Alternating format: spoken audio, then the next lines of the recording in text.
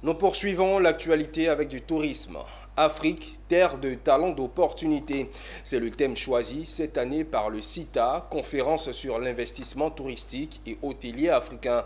Une cinquième édition, tout comme les fois antérieures, qui a pour objectif, entre autres, de favoriser l'investissement dans l'hôtellerie et le tourisme, promouvoir les pratiques durables du développement touristique. Que s'est-il passé au CITA, première journée? Le compte-rendu avec Issa Badini, Maru-Série. Une table ronde pour démarrer l'édition 5 du CITAR, conférence sur l'investissement touristique et hôtelier africain. Une table ronde qui rappelle à qui veut entendre que le potentiel touristique en Afrique est indéniable. Et la Côte d'Ivoire a un potentiel inimaginable, que ce soit Assini, que ce soit Sassandra, San Pedro, Grand Bérébi, il y a tout à faire. L'intérieur du pays est magique, les côtes sont magiques, voilà, vous avez tout pour réussir dans ce pays. Le potentiel existe, encore faut-il qu'il soit perçu comme un secteur de richesse et traité comme tel. Le tourisme en Côte d'Ivoire, pour moi, c'est une question de volonté politique.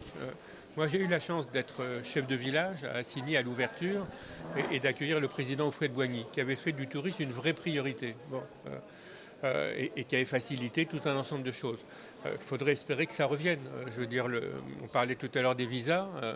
Rester 1 heure et demie, 2 heures à l'aéroport pour entrer dans un pays, c'est pas comme ça qu'on va attirer des touristes. Voilà. Donc si on veut vraiment attirer des touristes, il faut faciliter un certain nombre de choses sur la facilité d'entrée. On voit que les taux de matérialisation des projets en Afrique sont de 25%. Ça veut dire que sur 100%, à peine un quart des projets voient le jour.